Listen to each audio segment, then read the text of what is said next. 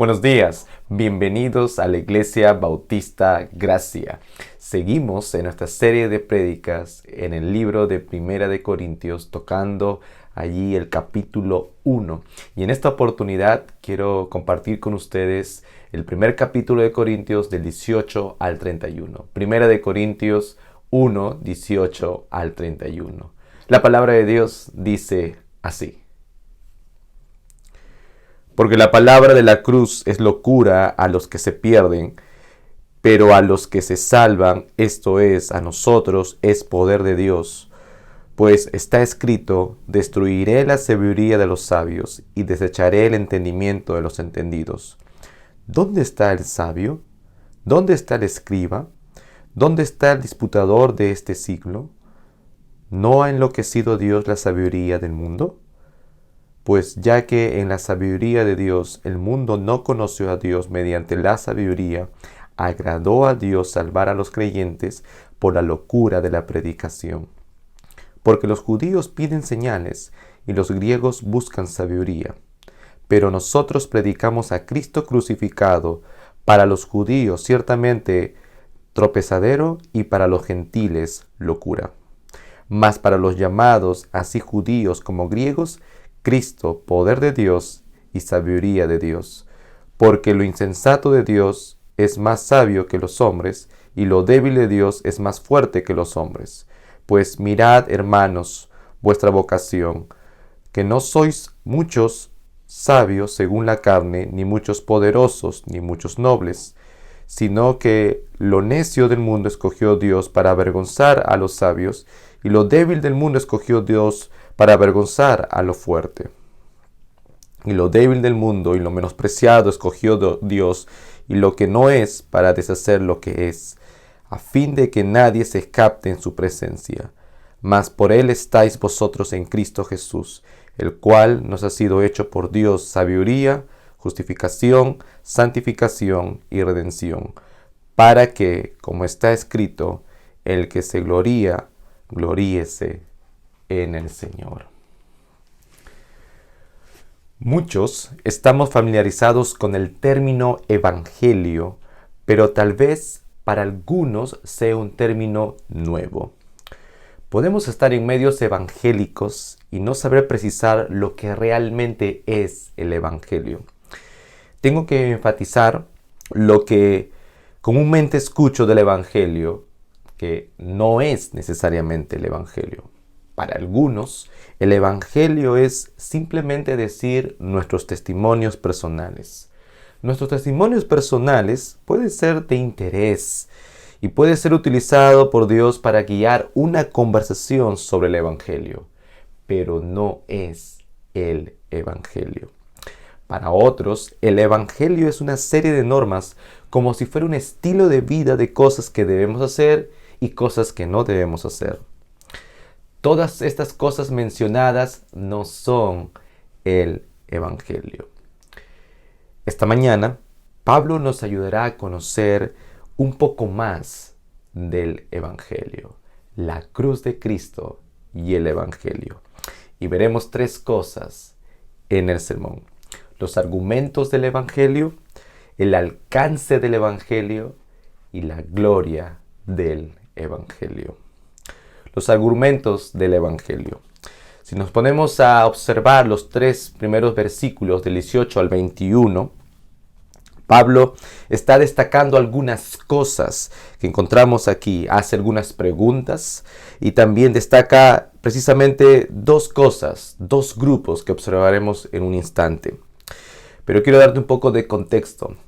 En el mundo griego de aquel entonces se caracterizaba por la clasificación social, donde los hombres estaban agrupados por ser romanos, judíos, bárbaros, gentiles, esclavos y libres. Al leer el versículo 18, porque la palabra de la cruz es locura a los que se pierden, pero a los que se salvan, esto es, a nosotros es poder de Dios. Pablo quiere destacar solo algo evidente. La realidad es que tenemos dos grupos. Por un lado, los que se salvan, y por otro, los que se pierden. Y la línea que los divide es el mensaje de la cruz. Pablo dice, la palabra de la cruz es locura a los que se pierden, pero a los que se salvan, esto es, a nosotros, es poder de Dios. Pablo pudo haberse tomado como loco por estas declaraciones. ¿Cómo alguien como él puede decir tal cosa? Que solo por la palabra de la cruz es locura a los que se pierden. Pero lo único que está haciendo es traer a los pensamientos del hombre lo que según los propósitos de Dios es un hecho. La gran distinción de la vida. Los que se salvan y los que se pierden. Pablo, para dar certeza a lo que viene diciendo, acude a la frase típica y contundente que sustenta su argumento. Pues está escrito. Es decir, aquí hay un edicto promulgado desde antes de las Escrituras. Y si observamos lo que Pablo dice a continuación, ese texto que está en 1 Corintios también está registrado en Isaías 29:14. La palabra dice, destruiré la sabiduría de los sabios y desecharé el entendimiento de los entendidos. Al citar Isaías, Pablo tiene el propósito de levantar principalmente un tema. Como diría un comentarista, el mensaje de la cruz no es otra cosa que la forma que Dios tiene de hacer lo que prometió. Mediante la cruz, Dios aparta y destruye todas las pretensiones humanas de fuerza y sabiduría. Solo a través de la cruz. Algo que antes Dios había prometido, está establecido, y es lo que Pablo quiere destacar. Es aquí donde vamos al tema central en toda la Biblia. Solo Dios puede llenarnos completamente al ser el centro de nuestras propias vidas. Mas las Escrituras constantemente confrontan nuestros corazones al querer siempre ser el centro de todo. El hombre tiende a ir en esa dirección, buscar el centro de sí mismo. Por algo Martín Lutero dijo algo interesante, que el corazón del hombre desde un inicio de la creación fue creado en dirección únicamente a Dios. Pero después de la caída, el corazón del hombre está inclinado hacia él mismo.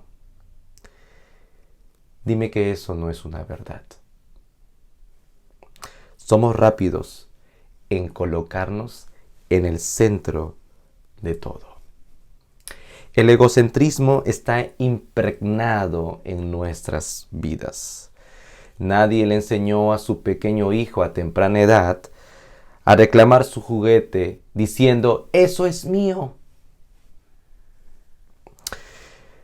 Queremos ser protagonistas de nuestros sueños, metas o logros, porque el fin es lograr únicamente lo que yo quiero para sentir esperanza plena.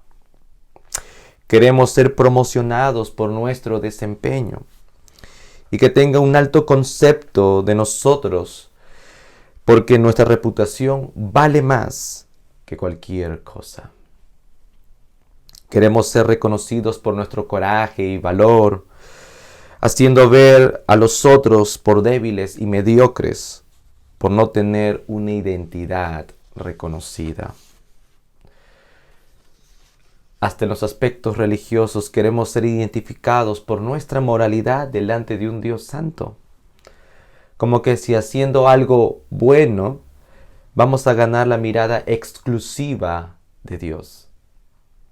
El egocentrismo está muy, pero muy impregnado en lo profundo de nuestros propios corazones. Y es muy profundo y no lo puedes negar. En nuestra necedad buscamos sin número de veces colocarnos delante de Dios, hacer el trono exclusivo en nuestros corazones para nosotros mismos. Actuamos como si pudiéramos ser más listos y capaces que Dios. Y autodeterminamos que solo nosotros podemos satisfacer nuestras propias necesidades. Qué gran necedad del corazón. Sin embargo, escucha lo que Dios dice. Destruiré la sabiduría de los sabios y desecharé el entendimiento de los entendidos. ¿No te parece claro eso? ¿No es suficiente? Uno podría llegar a pensar, entonces, lo que yo necesito es la sabiduría de Dios, ser entendido y tener el discernimiento de la vida. Si vas en esa dirección, es muy posible que puedes llegar a pensar que la sabiduría de Dios es aquella otra sabiduría más para adquirir. La palabra de Dios allí en 1 Corintios dice, porque la palabra de la cruz es locura a los que se pierden, pero a los que se salvan, esto es, a nosotros, es poder de Dios. Pablo quiere cerrar la puerta de que lleguemos a la conclusión por el contexto de los corintios que lo que rescatará nuestras vidas es un sistema filosófico o un sistema de sabiduría humana. En lugar de eso, levantar nuestra mirada al poder de Dios. El Evangelio es poder de Dios. Y Pablo dice claramente eso más adelante en el versículo 24, que Cristo es poder de Dios y sabiduría de Dios. Mire su propio corazón. Sea sincero. La sabiduría humana fracasa. Y si te sientes impotente por eso, qué bueno. Qué bueno. Esa es la primera indicación que el Evangelio comienza a revelar en el corazón. Que somos impotentes, incapaces. Mas Dios, como Pablo dice, que es poder de Dios, Dios es poderoso, que derriba todos tus argumentos para reconstruir tu vida por medio de la reconciliación de su propio Hijo. La sabiduría humana es incapaz de alcanzar lo que Dios ha logrado en la cruz. Cuando Pablo habla de la palabra de la cruz, tiene en mente todo el mensaje del Evangelio. El Evangelio no es primeramente una forma de vida, ni tampoco son aquellos buenos consejos que necesito para el día a día. El Evangelio no es algo que producimos. El Evangelio cierra todas las pretensiones humanas que se podrían levantar. Por eso que Pablo levanta una serie de preguntas que silencian la sabiduría humana. Y dice en el versículo 20, ¿dónde está el sabio? ¿Dónde está el escriba? ¿Dónde está el disputador de este siglo? ¿No ha enloquecido Dios la sabiduría del mundo? En otras palabras, Pablo está diciendo, ¿dónde están aquellos que dicen que la sabiduría solucionará todo? ¿Acaso esa sabiduría ha eliminado las guerras, la pobreza, los fracasos, la inmoralidad? ¿Dónde está esa calidad de vida que la sabiduría humana ofrece como causa de argumentos ingeniosos o deslumbrantes? ¿Dónde está? La sabiduría humana tiende a correr en el tiempo y aunque un pensamiento pase de moda, tiende a disfrazarse en nuevas ideas. O mejor dicho, una nueva filosofía de vida. que ahora lo vemos muy claro en las comunicaciones, en la familia, en la educación y en la política. La sabiduría humana no ha cambiado nada. Jamás ha encontrado la verdadera solución al problema principal del hombre. Es más, sigue causando destrucción. Tiende a empeorar la condición humana y no mejorarla. Vivimos en tiempos con los mayores índices de alcoholismo, drogadicción, depresión, crimen, racismo, divorcio, y la lista es larga. Como diría un pastor, cuanto más dependa el mundo de la sabiduría humana, estos problemas van a empeorar aún más. Y te lo aseguro que es así. Mientras que tú dependas de la sabiduría humana, tu vida poco a poco se va a ir destruyendo. Aunque te presenten un panorama por otro lado con cara bonita. Le pregunto, ¿cómo es en su caso? ¿Dependes de esta sabiduría? Y seguro, en estos momentos podría decir con tus labios que no. Pero ¿sabes qué? En la práctica a veces tiendes a seguir la sabiduría de este mundo. ¿Por qué? ¿Por qué sale a relucir eso? Por estar centrado en ti mismo. Sí. Al estar centrado en ti mismo, dependes de todo lo que gira a tu alrededor. La pregunta más válida que podemos hacer en este punto es, ¿existe alguna solución?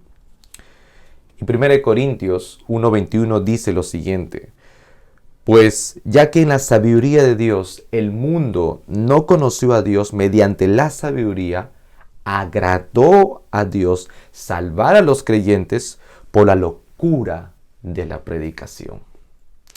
Dos detalles que deseo resaltar en este texto. Primero, el mundo no conoció a Dios mediante la sabiduría. Por más que la sabiduría humana intente conocer a Dios, busque conocerlo, ningún esfuerzo humano es suficiente frente a los designios de Dios.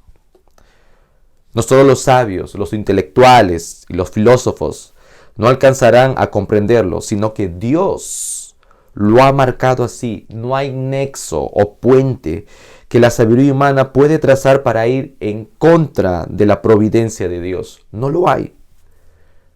¿Tú crees que la sabiduría humana que busca dominar los pensamientos de Dios, haciéndose pasar como el más listo delante de Dios, que en lo profundo es idólatra del hombre, podrá tener una parte frente al conocimiento de un Dios santo?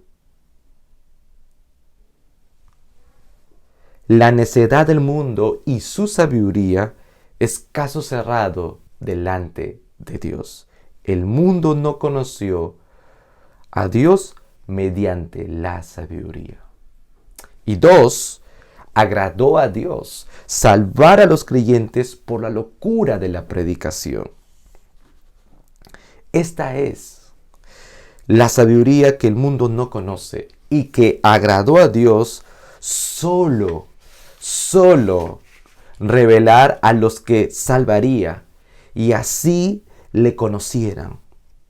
Pero lo interesante de este punto es que el medio que Dios utilizó, lo que Dios determinó, es totalmente sacado de los pelos para estos sabios, para estos intelectuales, para estos filósofos. Dios se plació salvar a los hombres. ¿Por medio de qué? Por la locura de la predicación. La versión de la Biblia de las Américas dice lo siguiente en este texto: agradó a Dios mediante la necedad de la predicación salvar a los que creen. No debemos pensar que en el acto mismo de predicar hay algún efecto transformador. No voy en esa dirección, ni creo yo que Pablo esté en esa dirección.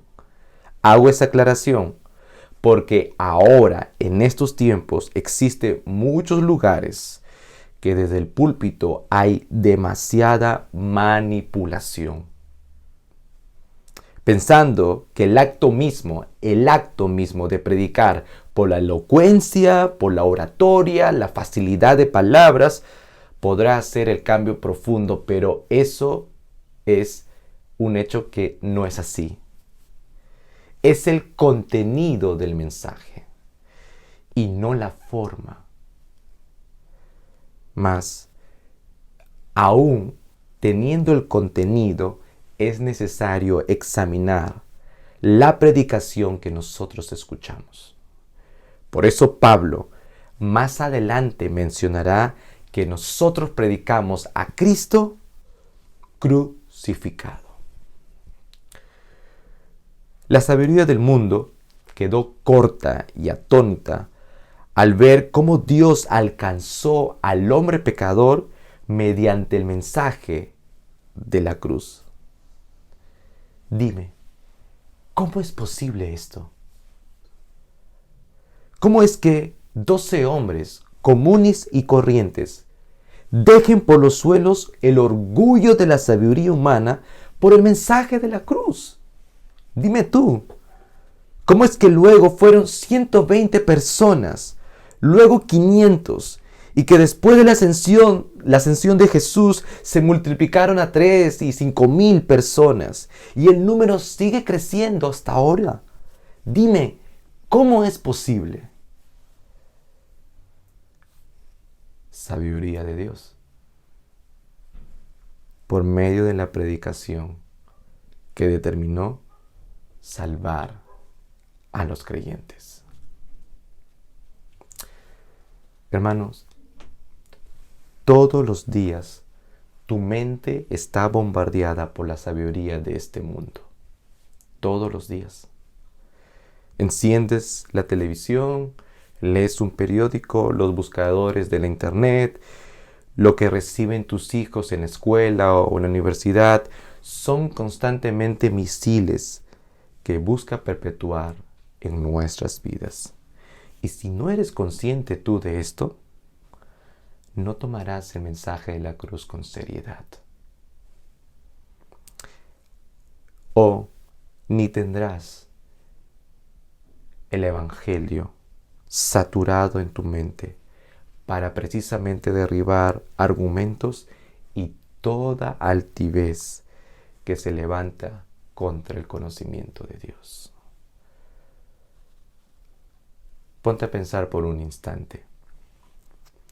Es probable que para algunos cristianos solo la iglesia local se ha convertido en un mecanismo espiritual o en un vehículo para sentirse mejor. No, mi hermano. Si esa es la tendencia de tu corazón al ver la iglesia local, tienes que abrir los ojos y ser alerta con eso. Porque si tienes una iglesia donde se predica el mensaje de la cruz, eso de algún modo estorbará su corazón y no lo dejará tranquilo.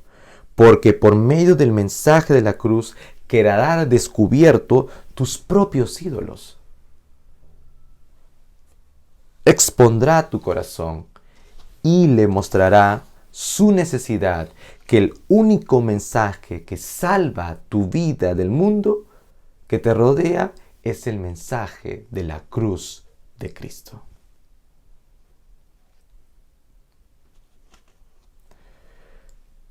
Escúchame bien, Dios no salva a personas porque encuentra algo excepcional en su vida o que tenga algún rasgo de justicia.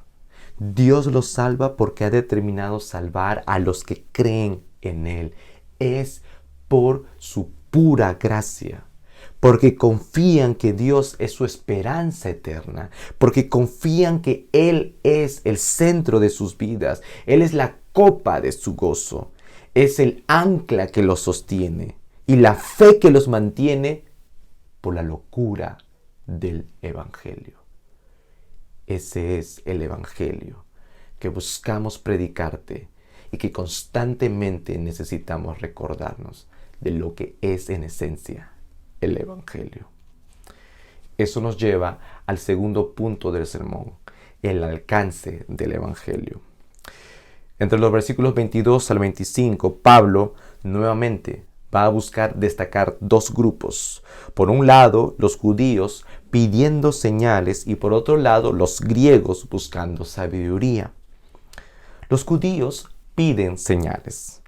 Los judíos han presenciado un sinnúmero de milagros y señales en su historia. Podemos recordar todo su trayecto a la tierra prometida, las plagas en Egipto y con Jesús. La sanidad de muchas personas, la alimentación de los panes, de los peces y cuánto otro milagro que Jesús hizo en presencia de muchos ojos. Sin embargo, detrás de estas grandes señales existía un pensamiento. Si Jesús me da lo que yo le pido, entonces le seguiré. Pues ese pensamiento aún persiste aún en estos días. Quiero que Jesús me sane de mi enfermedad y seré cristiano. Quiero que Jesús solucione mi matrimonio y le seguiré de verdad. Esta vez sí. Quiero que Jesús me saque de mis problemas económicos y dejaré este mundo. ¿Sabes lo que comunica estas frases? ¿Sabes lo que principalmente comunica? Es que yo quiero lo que me da Jesús, pero no lo quiero a Él. Es eso lo que comunica esas frases. Y eso es, muchas veces, lo que está en lo profundo de nuestro propio corazón. No solamente los judíos piden señales, sino los griegos buscan sabiduría. Por otro lado, los griegos giran su vida alrededor de mantener un pensamiento engañoso, de que pueden darle explicación a todo, como quieren tener una respuesta, un pensamiento a todas las cosas que le pasan a su alrededor. Eso les hace sentir tener el control. Piensa que Dios tiene que ajustarse a sus paradigmas y habilidades filosóficas. Los dos grupos, tanto judíos y griegos, piden señales y sabiduría. Y Pablo les dice, pero nosotros predicamos a Cristo crucificado, para los judíos ciertamente tropezadero y para los gentiles locura. Pablo quiere resaltar algo puntual para estos dos grupos, que nuestra predicación se centra en el Cristo crucificado. Y dice que para los judíos es tropezadero solo llevar nuestras mentes de cómo los judíos aguardaban al Mesías esperado. Ellos tenían en su mente a un hombre lleno de esplendor, de gloria, resplandeciente, una majestad. Alguien que naciera en un palacio. Pero ese no era el caso. Este Mesías vendría a nacer en Belén, un pueblo pequeño e insignificante, donde su cabeza y pequeño cuerpo yacería no en una cuna real, sino en un pesebre. Pensar que este hombre sería su Mesías, para ellos, como judíos, era una blasfemia. Que para salvarlos tenga que morir en un madero, que para ellos era un objeto de maldición. Era totalmente inconcebible en sus propias mentes que el que pueda ser el Mesías, el enviado, tendría que rescatarlos de esa manera. ¡Qué gran escándalo para la vida de un judío! Pero también Pablo dice que para los gentiles es locura. Para los griegos, que amaban la filosofía y la estética corporal, la belleza corporal, no podían imaginar que Jesús, que decía ser un ser divino, haya muerto como un criminal colgado en una cruz, donde todo su cuerpo fue flagelado y estaba ensangrentado en un madero. Y que mucho menos, para lograr una salvación, tuvo que haber sido crucificado y morir. Y Pablo, al decir gentiles, porque es lo que dice, los gentiles, locura, Quiere incluir a todos. No solamente está pensando en los griegos, sino a todos. Los gentiles rechazaron el mensaje de la cruz. No como algo absurdo, sino algo como fuera de sí. Algo ridículo. Algo que no se puede concebir. Al mencionar estos dos grupos, los judíos querían poder. Los griegos querían oír sabiduría. Y así manifiestan su menosprecio y su rechazo a la cruz de Cristo. Pero llega una afirmación directa y sorprendente del apóstol Pablo.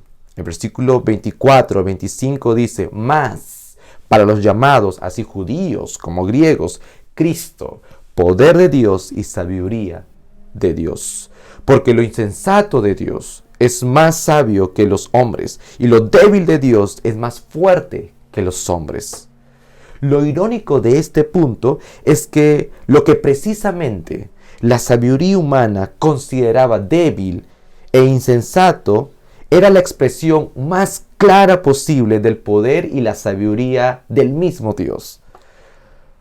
Por lo que se llama insensato y supuestamente débil, o como diría un teólogo, ese momento de sublime debilidad, la cruz de Cristo, es lo que manifiesta de forma más imponente el poder de Dios. Eso a lo que llaman supuesta debilidad, eso a lo que llaman insensato, es imponente delante de Dios, porque manifiesta así su poder.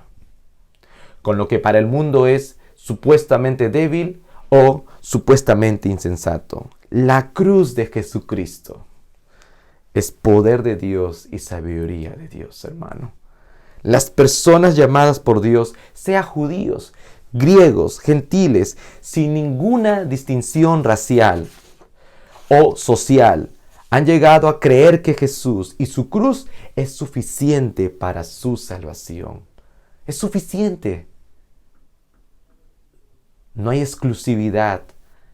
No hay como el pensamiento griego que tenía seleccionado a grupos. No hay eso. La cruz de Cristo es suficiente para la salvación. La gracia de Dios puede alcanzar a cualquiera. Y eso nos lleva al último punto de este sermón, y es la gloria del Evangelio. Y es precisamente ese grupo de llamados que Pablo resalta, quiere levantar nuevamente nuestra atención a aquellos que reciben el mensaje de la cruz. Versículo 26 al 29 tenemos esas porciones conocidas de este texto, pero que Pablo va a utilizar para refrescar nuestras mentes, precisamente con algo. Pues mirad, hermanos, vuestra vocación, que no sois muchos sabios según la carne, ni muchos poderosos, ni muchos nobles, sino que lo necio del mundo escogió Dios para avergonzar a los sabios, y lo débil del mundo escogió Dios para avergonzar a lo fuerte, y lo vil del mundo y lo menospreciado escogió Dios, y lo que no es, para deshacer lo que es, a fin de que nadie se jacte en su presencia. Puede ser que Pablo tenía en mente el pasaje de Jeremías 9, 23 y 24, que dice lo siguiente: así dijo Jehová, no se alabe el sabio en su sabiduría, ni en su valentía se alabe el valiente, ni el rico se alabe en sus riquezas, mas alábese en esto el que se hubiera de alabar, en entenderme y conocerme, que yo soy Jehová, que hago misericordia, juicio y justicia en la tierra, porque estas cosas quiero, dice Jehová. Tres cosas que deseo resaltar de estos textos. Primer detalle: si es ocasión de vergüenza por el hecho de este Cristo crucificado o tu propio estado social, Dios no excluye. Más bien se deleita en derribar, se deleita en desinflar las pretensiones del hombre delante de él mismo. Segundo detalle: Pablo no está diciendo que el ser sabio, influyente o noble no puede determinar de que sea un cristiano o espiritual. No se trata de ti. No se trata si tú eres sabio, si tú eres influyente, si tú eres noble. No se trata de eso. Sino se trata de la elección de Dios. A Él le plació escoger. A Él mismo. Y el último detalle es que aquello que podría ser según la carne, lo que podrías tomar como el centro de tu vida, sea tu fortaleza, sea tus riquezas, sea tu influencia, sea cualquier cosa, lo que podría ser el centro de tu vida delante de la cruz de Cristo es nada. Nada. Y para terminar, quiero llevarte los últimos pasajes de este texto. Y dice en 1 Corintios 1, 30 al 31, mas por Él estáis vosotros en Cristo Jesús, el cual nos ha sido hecho por Dios sabiduría, justificación, santificación y redención, para que como está escrito, el que se gloría, gloríese en el Señor. Pablo no está diciendo que los cristianos no tengan en qué jactarse. Más bien, nos hace entender que si un cristiano se gloríe de lo que se capta del mundo, se gloría en cosas equivocadas. Cometería un error. El único valor en el hombre es llegar a conocer al Señor. Y ese pensamiento no está en aquellos que viven siempre centrados en sí mismo. Mientras que tú vivas enfocado solamente en ti, jamás se te cruzará por la mente, ni mucho menos por el corazón, conocer a tu Dios. Jamás. Los que llegan a conocer al Señor, Dios mismo se ha convertido en su centro. Los que llegan a conocer íntimamente al Señor, Dios mismo se ha convertido en su deleite. Los que llegan a conocer íntimamente al Señor, Dios se ha convertido en sus pensamientos. Y mientras que más conozcas al Señor, más gloria le das a Él y más gloria hay de todo lo que tú le puedes dar al Señor. Y la pregunta que va cerrando este sermón es: ¿y qué mensaje Dios ha utilizado para conocerlo? ¿Qué mensaje? Pues el mensaje del Evangelio. Es solo a través del Evangelio, del mensaje del Evangelio, que podemos decir que ahora nos encontramos en Cristo, solo por Él. Dios los ha escogido, son suyos. Dios ha hecho la reconciliación juntamente con Dios, con Él mismo. Sus pecados han sido perdonados, sus vidas han sido alcanzadas por la gracia de Dios. Y han gustado aquella vida que ha sido alcanzado por la gracia de Dios. Ha gustado la vida justa de Jesús, la muerte sustitutoria, la nueva vida en su resurrección. Esa es la sabiduría de Dios, porque está en Cristo y que en su plan redentivo nos ha sido hecho por Dios sabiduría. El Evangelio nos enseña que no debemos pensar que esta sabiduría divina es solo una versión mejorada de la sabiduría humana. No, Pablo no va en esa dirección. Esta no es la sabiduría que pone al tacho la cruz de Cristo, más bien es esa sabiduría que levanta la cruz de Cristo. Porque es el mensaje a través del Evangelio que nos permite conocer y abrir nuestros ojos. Como diría Donald Carson, lejos de ser vana, pomposa y sin relevancia eterna, esta sabiduría produce cambios eternos y lleva a los hombres y mujeres a una profunda relación con un Dios íntimo. Porque mientras más conozcas a tu Dios, más intimidad tendrás con Él, más gozarás de su presencia, y aún en las propias tribulaciones y pruebas que tú puedas tener. Porque no estás centrado en ti, sino estás centrado en aquel que lo dio todo por ti por medio de Cristo. ¿Y qué buscas hacer? Conocerlo más. Conocer más. Porque es una relación profunda con un Dios vivo. Esta sabiduría es plena, es segura y completamente nuestra justicia, nuestra santidad y nuestra redención. Es aquí donde vemos la gloria del Evangelio expresado en lo que Pablo quiere finalizar. Y Carson añade diciendo lo siguiente: esta sabiduría garantiza nuestra justicia, que delante de Dios, es un término legal que Pablo utiliza para decirnos que delante de Dios, el juez justo y yo totalmente injusto, soy revestido por la justicia de Cristo y puedo presentarme delante de Dios justificado. Eso es nuestra justicia. Nuestra santidad, y es un término religioso que refleja una esfera exclusiva a lo que ahora pertenecemos. Antes, impuros, manchados, distorsionados completamente por el pecado. Pero ahora en Cristo, a través de Él ha derramado sobre nosotros su sangre, haciendo la propiciación de nuestros pecados delante de Dios, perdonando aún lo que voy a hacer hoy, lo que haré mañana. Porque la muerte de Cristo, su expiación, es suficiente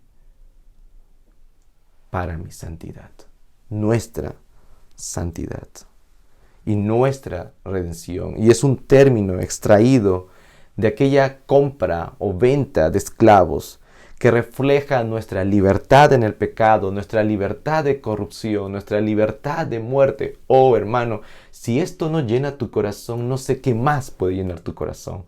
Porque Cristo te compró por el precio de su sangre derramada en aquella cruz. Esa sangre no solamente es el precio, el pago de un rescate, sino la libertad.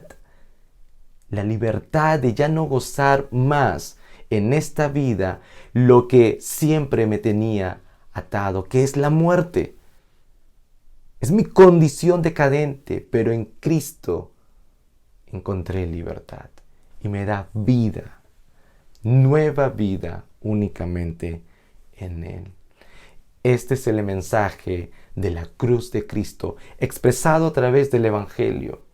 Y es mi deseo que cada día, que hoy puedas escuchar este mensaje y pueda abrir tus entendimientos para que puedas gozarte de aquel Cristo crucificado que es predicado para tu propia vida. Padre, gracias Dios por tu palabra. Gracias por revelarte a nosotros por medio de ella y a través del Evangelio conocer toda la maravillosa obra de gracia hecha por el hombre. Oro Dios que tú hagas la obra que yo no puedo hacer y que solamente a través de la cruz de Cristo podemos entender. Haz tu obra, Dios. En nombre de Cristo quiero orar. Amén. Que Dios te bendiga.